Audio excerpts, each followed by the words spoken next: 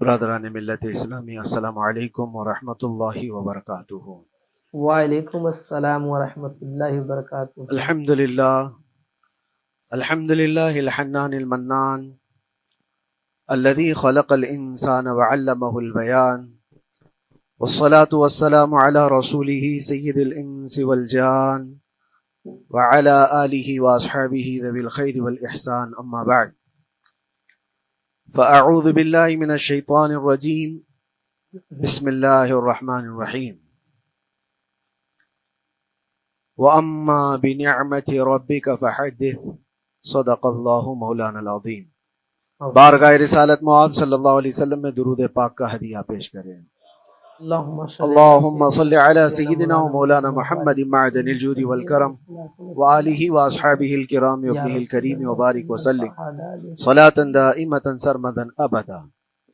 قرآن عظیم میں اللہ رب العزت ارشاد فرماتا ہے، وَقَلِيلٌ مِّنْ عِبَادِيَ الشَّكُورُ، میرے بندوں میں شکر کرنے والے بہت کم ہیں۔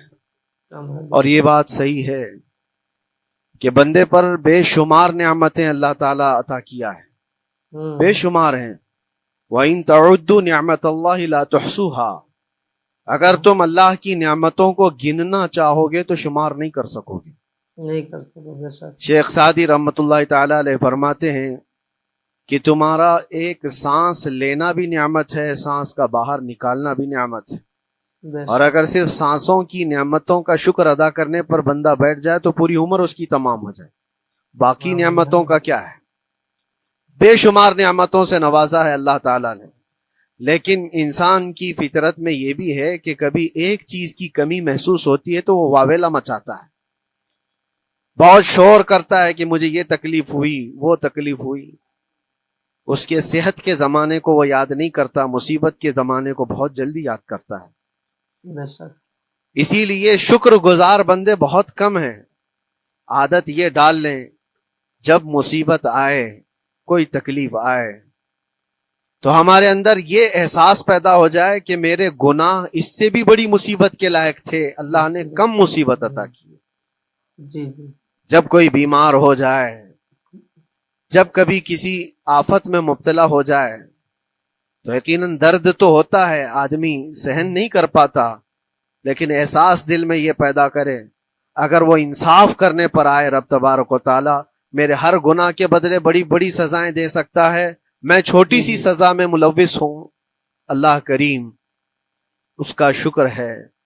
اسی طرح سے میرے عزیزو، ایک بات میں آپ کو بتاتا ہوں، خاص طور پر ہمارے قید کے زمانے میں بہت سارے ایسے قیدی جیل کے اندر جانے کے بعد ان کے حالات ایسے ہو جاتے ہیں، وہ نا امید اور مایوس ہو کر کفریہ جملے بکنے لگ جاتے ہیں۔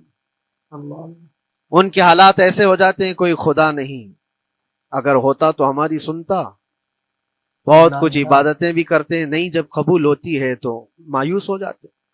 تو یہ تو اندر کے حالات ہیں، باہر بھی کسی کے ساتھ ایسا ہو سکتا ہے۔ میں تو 10 سال سے دعا کر رہا ہوں، اولاد ہی نہیں ہوئی، کوئی یہ کہتا ہے۔ شادی ہو گئی، 10 سال ہو گئے، بچے نہیں ہو رہے ہیں۔ کوئی یہ کہتا ہے کہ میری بیٹی کا رشتہ ہی نہیں ہو رہا، ہر وظیفہ کر لیا، ہر دعا کر لیا، پھر یہاں سے نا امیدی، نا شکری۔ یہ جملے انسان کو کہاں تک پہنچا دیتے ہیں۔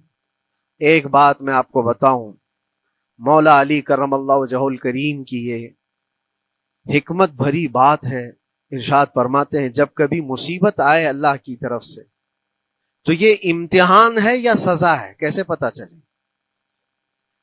ظاہر سی بات ہے، ہر کوئی یہ کہتا ہے یہ تو اللہ کی طرف سے امتحان ہے، آزمائش۔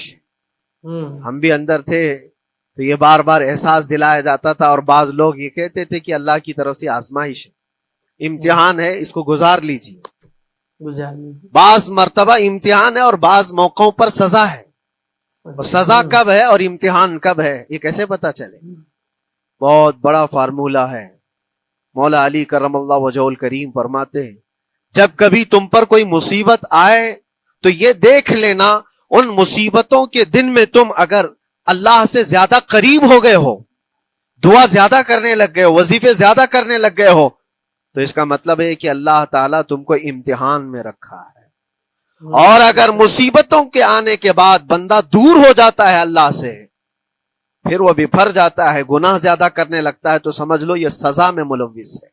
ملوث، ہاں۔ اب سب کی زندگی میں یہ مصیبتیں جب آتی ہیں تو خود اپنے آپ کو ریئلائز کرے، احساس کر کے دیکھے کہ مصیبت آئی ہے تو میرے ہاتھ میں تسبیح آ گئی یا پھر گالی گلوچ، مصیبت یا آفت آئی ہے میرے گھر پر تو میں عبادت اور نماز کی طرف زیادہ جا رہا ہوں یا پھر عیش و عشرت کی طرف زیادہ جا رہا ہوں، تو تمہیں خود پتا چل جائے گا کہ تم اللہ کی طرف سے امتحان میں ہو یا پھر سزا میں ہو۔ بے شک۔ میرے عزیزو، بہت مقامات ایسے ہیں جہاں پر بظاہر مصیبت کی حکمت ہمیں نہیں معلوم ہوتی کہ کیوں آئی یہ مصیبت، کیوں دی گئی ہے ہمیں ایسی تکلیف۔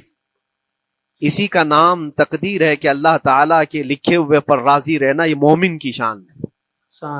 مومن کو ہمہ وقت اللہ تبارک و تعالیٰ کی طرف سے لکھی ہوئی اس تقدیر پر راضی رہنا ہے۔ لیکن ہوتا ایسا ہے کہ جو جتنی محبت کرتا ہے اتنے ہی امتحانوں سے گزارا بھی جاتا ہے، اس کو امتحان دینے پڑتے ہیں۔ اسی لیے بار بار میں یہ بات کہتا ہوں، حضور پاک صلی اللہ تعالی علیہ وسلم کی ناموس کی بات کرنا، عظمت رسالت کی بات کرنا، یہ حلوے پراٹھے کھانے کا نام نہیں ہے، یہ شہادت گہے الفت میں ہے قدم رکھنا۔ لوگ آسان سمجھتے ہیں مسلمان ہونا، حضور پاک صلی اللہ تعالی علیہ وسلم کی شریعت طاہرہ کو بچانے کے لیے ہی تو، حضور کی ناموس کی حفاظت کے لیے ہی تو مولا امام حسین نے اپنی گردن دے دی، اپنے بچوں کی قربانی دے دی، اپنا عیش آرام سب تیاگ دیا۔ یہ ساری قربانیوں کے بعد ہی اس امتحان سے بندہ نکلتا ہے۔ وہ امام احمد بن حنبل جن کے سینے میں 5 لاکھ حدیثیں محفوظ تھیں، رسول پاک صلی اللہ علیہ وسلم کی 5 لاکھ حدیثوں کے حافظ، لیکن بغداد کے ظالم حکمرانوں نے ان کو ننگی پیٹھ پر کوڑے مارے ہیں۔ پہلی مرتبہ 100 کوڑے، دوسری مرتبہ پھر 100 کوڑے، تیسری مرتبہ پھر 100 کوڑے، اتنے میں تو آدمی مر جاتا ہے۔ امام احمد بن حنبل کی پیٹھ جھک گئی تھی۔ میرے عزیزو، یہی ہے جس کو ہم کہہ رہے شہادت گہے الفت میں ہے قدم رکھنا۔ اگر تم سچا ایمان رکھتے ہو تو پھر آزمائش بھی ہوگی۔ اللہ کریم قرآن میں فرماتا ہے وَلَيَعْلَمَنَّ اللَّهُ الَّذِينَ صَدَقُوا وَلَيَعْلَمَنَّ الْكَاذِبِينَ۔ اللہ تبارک و تعالیٰ ضرور آزمائے گا سچا کون ہے اور جھوٹا کون ہے۔ مصیبتیں آئیں گی، آندھیاں آئیں گی، لیکن جمے رہو، ڈٹے رہو، اللہ رب العزت سے کبھی بھی اپنا رشتہ نہ توڑو۔ اور جو تمہارے اندر ایمان ہے، توکل اور یقین ہے، ذرا برابر بھی فرق آنے نہ پائے۔ آج نہیں قبول ہوئی کل ہوگی، کل نہیں قبول ہوئی پرسوں ہوگی، کبھی نہ کبھی تو دعا قبول ہوگی۔ دنیا داروں کے دروازے کھٹکھٹاتے ہیں تو ایک نہ ایک دن دروازہ کھلتا ہے، وہ ارحم الراحمین ہے، وہ ارحم الراحمین ہے، دروازے کھولتا ہے، لیکن وہ بہتر جانتا ہے کہ اس وقت دروازہ کھلنا چاہیے۔ ہم اپنی مرضی کے مطابق رب کو نہیں چلا سکتے، مولا تعالیٰ جیسا چاہے ہمیں ویسا چلنا چاہیے۔ ایک بات اور میں بتا دوں سید، یہ تو دوسرے لوگوں کی بات ہے جس میں ہمارے قصور ہیں، ہمارے جرم ہیں، ہمارے گناہ ہیں، جس کی وجہ سے مصیبتیں آئیں گی، لیکن اللہ کے نبی کا کوئی گناہ نہیں ہوتا۔ جو نبی ہوتے ہیں وہ معصوم ہوتے ہیں۔ سیدنا یوسف علیہ الصلوۃ والتسلیم اللہ کے نبی، اللہ کے نبی ابراہیم علیہ السلام کے بیٹے اسحاق علیہ السلام، اسحاق علیہ السلام کے بیٹے یعقوب علیہ السلام، یعقوب علیہ السلام کے بیٹے یوسف علیہ السلام، جن کی نسل میں انبیاء کرام، جو پورا خاندان نبوت کا ہے، وہ یوسف علیہ السلام کن کن مقامات سے گزارے گئے۔ پہلے بھائیوں نے کنویں میں پھینک دیا، اور اس کے بعد اس زہریلے کنویں سے وہ نکالے گئے۔ جنگل میں کوئی نہیں تھا جب ان کے بھائیوں نے کنویں میں پھینکا تھا۔ اس وقت ایک قافلہ جا رہا تھا، انہوں نے ڈول ڈال کر کے نکال لیا اور پھر لے کر کے گئے۔ یہاں سے کنویں سے تو نکالے، لیکن آگے کی زندگی کیا ہے؟ مصر کے بازار میں لے جا کر قافلے والوں نے بیچ دیا۔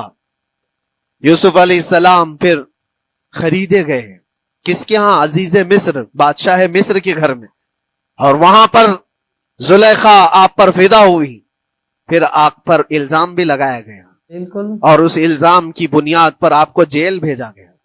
اللہ کے نبی کے دامن پر پیوند تو ہو سکتا ہے، دھبا نہیں ہوتا۔ کسی گناہ کا تصور بھی وہ نہیں کرتے، وہ معصوم ہوتے ہیں، لیکن بغیر کسی قصور کے، بغیر کسی جرم کے آپ کو جیل بھیجا گیا۔